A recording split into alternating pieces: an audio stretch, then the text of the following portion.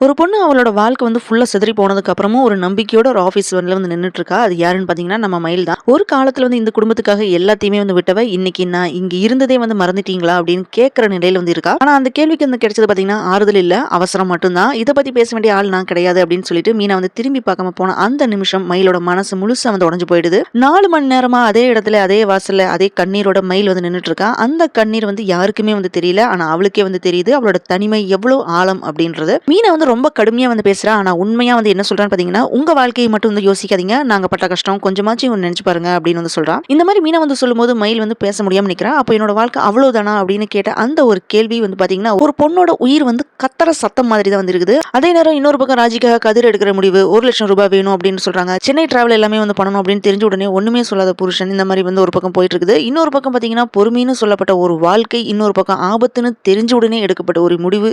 இந்த 2மே வந்து எங்க கொண்டு போக போதோ தெரியல. இதுக்கான ஆன்சர் நாளைக்கு பாண்டியன் ஸ்டோர்ஸ்ல வந்து தெரிஞ்சுக்கலாம். டீடைல்டு வீடியோ போட்டிருக்கேன். அதை வந்து மிஸ் பண்ணாம பாருங்க. இந்த வீடியோ பிடிச்சிருந்தனா லைக் பண்ணுங்க, ஷேர் பண்ணுங்க. அரேபியன் அணி சேனலை மறக்காம சப்ஸ்கிரைப் பண்ணி சப்போர்ட் பண்ணுங்க.